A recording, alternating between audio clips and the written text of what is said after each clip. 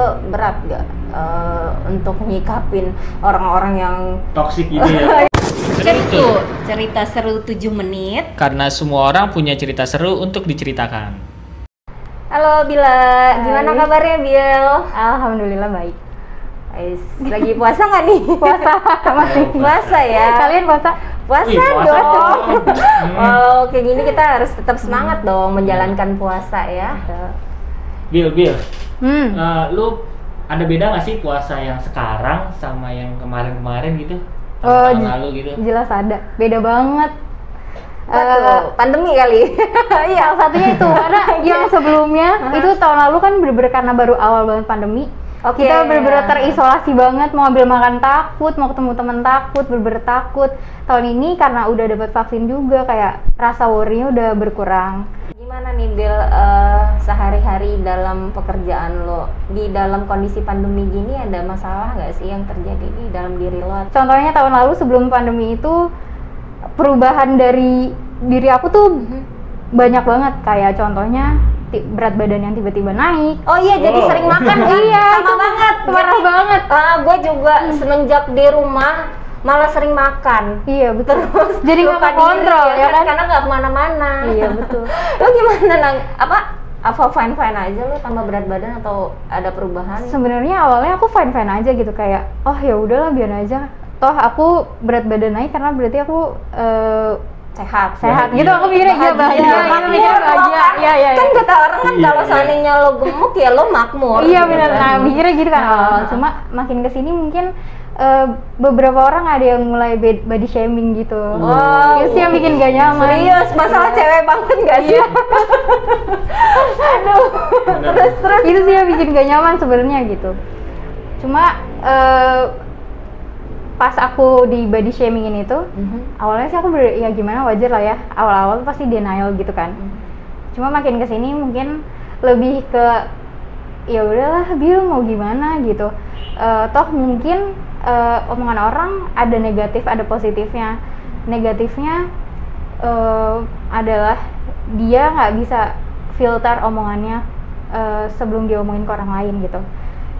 Positifnya mungkin aku yang harus olahraga karena sama ini aku kurang olahraga. Iya betul. Mungkin itu aku yang harus kontrol diri aku buat makannya nggak sembarangan, nggak macam-macam. Iya itu positifnya. Cuma kalau negatifnya ya itu tadi.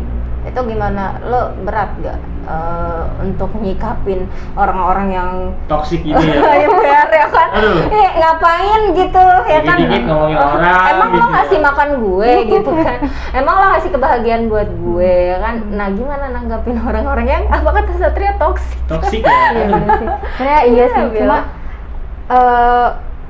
sebenarnya itu karena itu pertama kali buat aku ya, di body shaming kayak gitu itu berat banget.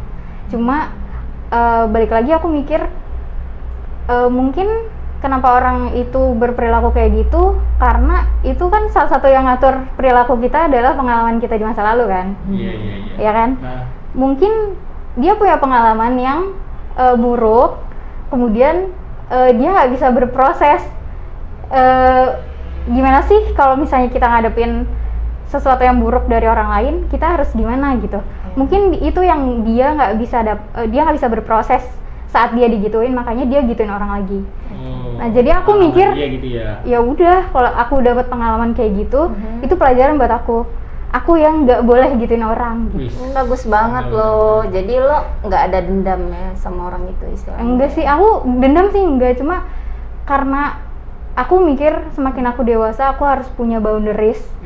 Batasan aku berperilaku ke orang atau orang berperilaku ke aku. Jadinya kalau aku ngerasa gak nyaman sama orang, daripada aku kayak nyimpen sakit hati terus, mendingan aku jaga jarak aja gitu.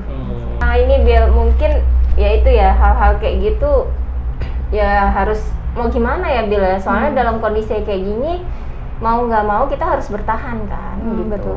Yang paling nggak kalau seandainya toh yang tadi lo bilang lo harus olahraga, terus ya memang sih kita sebagai perempuan ya, laki-laki juga sih harus jaga diri paling nggak. Bil, lu sekarang kalau kerja tuh tinggal dari rumah ke kantor, apa lu ngekos atau gimana sih? Aku ngekos. Ngekos. Oh berarti selama puasa ini gimana tuh rasanya lu pas ngekos gitu? Sebenarnya aku sedih sih. Karena biasanya nih aku tinggal dibangunin, makan tinggal makan, ya kan gitu kan. Buka puasa tinggal makan, nggak ribet harus nyari segala macam. Nah ini ngekos itu kerasa banget sih bedanya. Karena aku ngerasa kayak ih sepi banget, sendirian makan gitu. Terus sahur sendirian, nyiapin dulu, atau misalnya buka e-commerce dulu cari-cari makanan nih, makan apa ya hari ini, bingung sendiri. Ternyata terus itu juga bikin aku mikir sih, ternyata jadi orang tua nggak mudah ya gitu. Harus mikirin menu setiap hari mau makan apa buat keluarga gitu-gitu. Padahal itu kayaknya kelihatan sepele. Itu sepele, iya betul, itu sepele, tapi pas kita jalanin sendiri ternyata berat gitu. Benar, fair banget ya. Bill, ngomongin harapan nih buat tahun depan. Lu kan jauh ya dari orang tua ya Ramadan tahun ini. Harapan lu untuk Ramadan tahun depan tuh seperti apa sih gitu? Tahun depan mudah-mudahan insya Allah udah punya keluarga ya. Amin. Tapi nggak sendiri lagi. Jadi nggak buka e-commerce lagi kan? Sengaja ada yang disuruh gitu. Ya enggak lah. Paling bukan nyari sendiri. Paling enggak berusaha untuk menyiapkan. Ya biasanya inisiatif yang menyiapkan untuk orang lain. Oh, tadinya nyiapin sendiri kan, sekarang nyiapin berdua. Tetap nyari. Tetap. Ya nggak terasa ya Bill, kita udah ngobrol kurang lebih 7 menit di sini. Makasih juga cerita-cerita yang lo udah bagikan ke kita dan buat orang yang nonton kita. Terus udah gitu semoga kita semua dalam kondisi sehat dan bahagia. Amin. Oke, buat semua jangan lupa untuk saksikan Cerutu, cerita seru 7 menit selama bulan Ramadan, tayang setiap Selasa dan Kamis. Jangan lupa saksikan episode selanjutnya. Dadah.